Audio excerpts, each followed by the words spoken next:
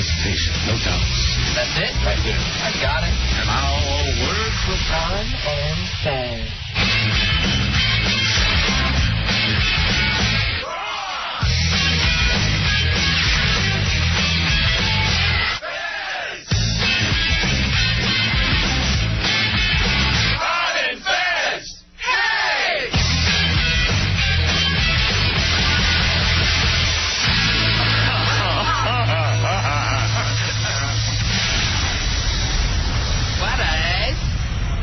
It's the Ron and Fez show. I'm Ron, they're Fez. Hiya, buddies, and we are at Dave & Buster's. Well, we're not at Dave & Buster's yet, Fez. We will be there in 1 hour.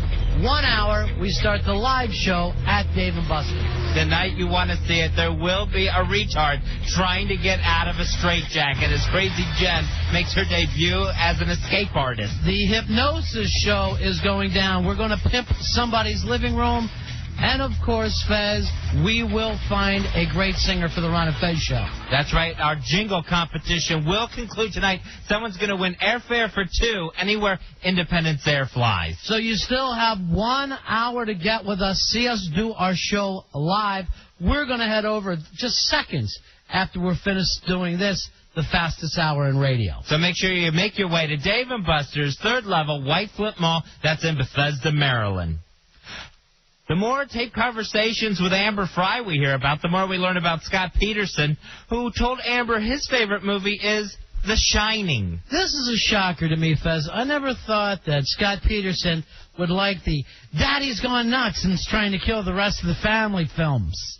Hey, you know, is there one endearing quality that this guy has? Would you feel better if he liked Bridget Jones' Diary? Is that something that you'd feel like, oh, he couldn't have done it. He cares about Bridget.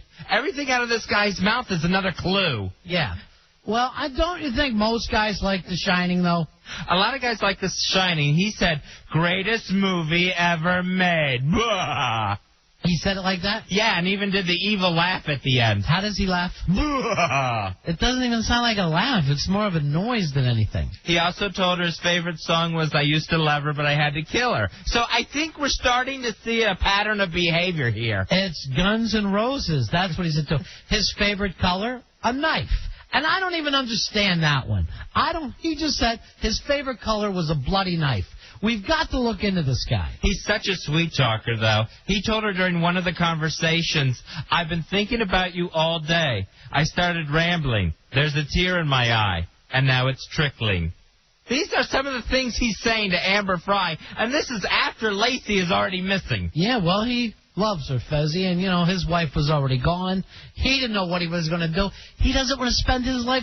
To me, this is very Sleepless in Seattle. It's a beautiful Sleepless in Seattle thing, except for this, like in the beginning of Sleepless in Seattle, where the woman dies, Tom Hanks didn't kill her. But if you just change that, it's exactly what we're looking at here. When he did the fake phone call on New Year's Eve from Paris, and he was telling Amber Fry he was thinking about her, and Lacey had already been missing a week, he told Amber, he goes, you know what's really nice is I love this whole freedom of responsibility. This feels great. Yeah, it is great. Once the murder's over, you've already gotten rid of everything. You don't have to worry. The duct tape has been flushed down the toilet. Everything starts to feel a lot lighter and easier. Oh, sure. You put the cement anchors away and everything's fine.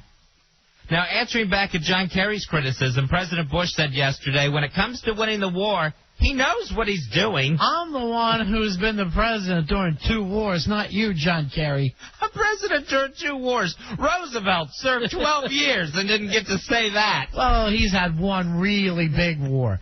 Has any other president had 2 wars going on? As well as a war at home. I would imagine, no, President Washington, no, the war with 1812, he was already out of the White House, right? Yeah. So, no one's pulled that off. He's the only one. Well, a Roosevelt's thing, in his defense, if you will, he was fighting in the Pacific and in Europe. He had things all over the place. You could break down and say, wait, we could break down World War II. It was a big major war with a lot of little wars in between. FDR had 2 theaters. Yeah. And what's playing in this one? Yeah. And even more if you're counting Africa. Anyone who says, I know what I'm doing, I put that in that same category as the person who says, I'm not crazy. Yeah, when you yell, I know what I'm doing, that's kind of what you yell at your wife when you're lost driving, and you just scream at her to put the map away because you know what you're doing. That's what a 3-year-old yells when they're trying to tie their shoes, and you're like, all right, we have to go, let me just help you. I know what I'm doing. Sometimes it's a good metaphor, because sometimes watching the president, it's like watching a 3-year-old trying to cook a ham steak. I know he's seen other people do it, but he's not really paying attention. I'm actually surprised he didn't just yell out, me do it. Me do it. Well, he wouldn't do that. In Iraq. That's just wrong. He would never. A federal judge ruled that the Bush administration cannot relax the rules on making sure that tuna is dolphin safe. So they want to make sure that our tuna is dolphin unsafe. They say that we can still have our delicious tuna from Mexico without having to worry about the dolphins. We can relax the rules and not hurt the dolphins anymore. I wouldn't even mind having some dolphin-flavored tuna. I mean, I'm not going to eat straight dolphin, but I would love to have a little dolphin taste in it while I'm eating. It's amazing to me how this administration doesn't mind coming off evil. Why not just direct a secretary of puppy killing? You've never eaten dolphin. You don't know how delicious a blowhole can be. I know that, but I've never eaten dolphin. Oh, you're going back to the... Oh. And I would think dolphin is very rubbery. I can't get over you saying about blowhole. I'm all weirded out and... Like your fork would just bounce off of the thing. Dolphin? Yeah. No, it's nice. You know, and it's like veal. It's basically nice and soft like veal. It's very tender. So while they're trying to kill the dolphins in Mexico, in the meantime, let's drill that Arctic, too. Get the attention towards the dolphins, and then let's start drilling up the polar bears home. Might be time for your evil laugh again, Fez. See, I'm not even sure if that's even a sense of humor. It actually sounds like you were using your blowhole. It seems like they watch anything that kids like on TV and come out against it. That's the policy of this administration. And we're banning candy. We have decided to start killing cartoons. We don't have the president. We have the Burgermeister Meisterburger in office. He knows what he's doing. Let him do it. I know I'm the doer, not you. I'm the do person. He doesn't know what he's doing when it comes to dolphins and tuna. Did you just say doing? Doing. Spelled the same way. It really doesn't matter. Vending machine companies are experimenting with healthier vending machines that will carry things like peeled carrots, salads, and smoothies. Yeah, that's a great experiment to put on because I always want lettuce that's been laying in a vending machine for a while. I mean, if you go to a vending machine now, how long would you say the Lorna Doones have been in there? 10, 15 years? Yes, some of the stuff is pretty old. And you need something like a Twinkie or a Moon Pie that can wear it out the years. Not a carrot. They go bad. Yeah, I want a fresh vegetable that's going to plop on a metal container right before I get to chew it up. A little more rust with that, please. Something that's not in a wrapper. You're going to be shaking it trying to get more croutons to fall down. This is not going to work. No, do you know how ugly this machine's going to look day 2 when everything starts to wilt in the damn thing? Is there any way to actually be standing in front of a vending machine waiting for your food to fall down and not feel really fat? It just feels like only a fat person would put himself through that. It's the most desperate thing. I find it has less dignity than putting your money on that string at a crack house and waiting for them to lower the rocks down. When those peanut M&Ms finally plop, you can feel them actually hitting your thighs at that point. That's the sound of it. Now, this year's pregame show for the September 9th New England Patriots-Indianapolis Colts game, it's going to be Elton John, Destiny's Child, Mary J. Blige, and Lenny Kravitz. Oh, what a show, Fuzzy. Forget the game. The show's the thing. And I guess there's been strict wardrobe malfunction warnings. Well, good luck around Elton John. He's been known to, let one fly whether he wants to or not. He's wearing the same bra size as Aretha Franklin at this point. I hope we don't have a wardrobe malfunction. No, the first year it was New York that they put on one of these things with Bon Jovi. Last year it was D.C. Where's this one at? This one, I believe, is going to be in Indianapolis. Wow. So this is the biggest show that has ever come to Indianapolis. Now, after all the trouble with Janet Jackson, the NFL still wants to get in the music business because it's like they're players. They don't want their players mouthing off or showboating, but then they need those big personalities to make the game interesting. It's the same thing with the music acts. They want to do with the rest of the season what they've done with the Super Bowl of making the game bigger than the game. They're after women. They're after little kids. They're after old people. They want to keep flashing this thing up until the game is just something on the back burner, like somehow they've managed to already do with the Super Bowl. There is somehow no way to go back to the Ohio State Marching Band or anything, or the Marching Trojans. Can you imagine how stupid that would look now for somebody just coming up and trying to form a big ND and start walking like everyone thought the old Notre Dame band was so talented? I really thought there was going to be some sort of situation where they brought in just some of the American Idol kids, and that was going to be our standard issue NFL entertainment for the year.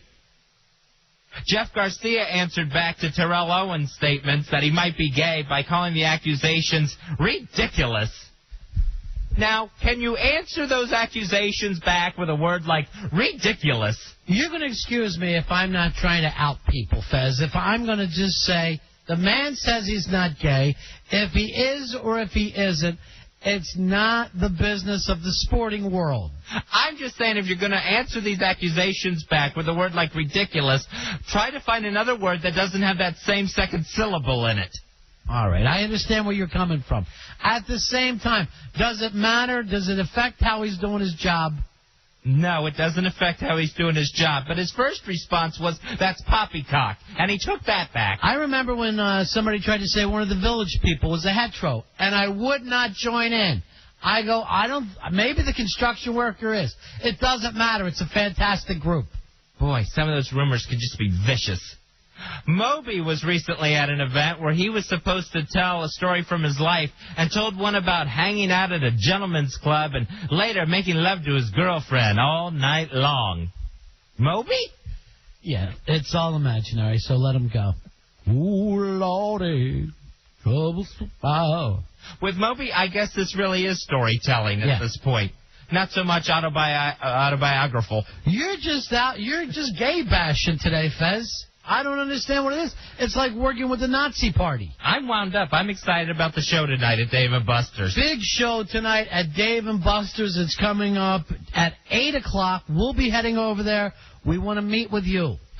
Dave & Buster's, I can't wait for Don Friedman from Hypnotic Touch to put me under, be part of the big hypnosis show. Andrew Dice Clay is pitching a reality show about him, his wife, and his girlfriend, who he says his wife is okay with. Fez, what year is this? 2004, right? Yes, it's 2004. And yet you brought up the name Andrew Dice Clay. I didn't know whether this is one of those VH1 I Love the 80s shows where we all try to look back. No, this is an actual 2004 show. Yeah. And Dice says that, hey, my kids love both of them, their mom and my chick. Yeah. So this would be a great reality show. A lot of families are like this. A lot of people do it. The only problem I have with this show, Dice. That's the only letdown there. Dice. I love the fact that these comebacks are always, now these people, there's no, hey, I have a great idea for a sitcom. Right. I have a great idea for a movie. Just put the cameras on me. I'm fantastic to follow around. Follow me. I'm going to do something crazy. That's the whole point of everybody's show. Just watch me for a while. Yeah, and then, we're supposed to care that they go camping or to the mall or something, their pool doesn't work. How this became a show, I don't understand it. I only have one favorite reality person now, and that is Mose from Amish in the City. Other than that, I can't get into one reality show at all anymore. On Big Brother tonight, it's either Jace or Marvin leaving. Yeah. Is there any way Jace survives? I don't think so, Fez, although they haven't said they're trying to keep it close, but I think Jace is heading out of there. Also, my prediction is coming true that all four twins are sticking together as an alliance. It's three of the great characters are gone in the first couple of weeks, so we're in real trouble with that show. Yeah, I would have to think that Jace is gone, and the target of who's next, I would imagine, is Marvin. He's been on the eviction block 3 times now. I wouldn't bet against Marvin, though, because the straights are starting to line up against each other. Already that alliance is breaking apart and starting to think who can we really win. So Marvin and probably Cowboy can be swing votes now. Joaquin Phoenix says he's tired of seeing buff actors in movies, saying you only see sculpted bodies with their shirts off, unless it's a redneck character, and then they're really, really fat on the screen. Well, what about you? You look like you've had a hook put through your upper lip. So let's not act like only a pretty face gets into movies, Joaquin. I have the feeling someone here just doesn't like working out and isn't going to put up with it and is trying to step out. I don't think it's such a good point as it is just a really upset, chunky guy. Join us in a half an hour. We will be live doing our show. Dave and Buster's. It's at the White Flint Mall. You still got time to get there. Bethesda, Maryland. Plenty of things going on. The 2nd annual pool party with our billiards tournament where someone's going to win a trip for 2 anywhere Independence Air flies. We'll take a break. We'll be right back. It's the Ron and Fez Show.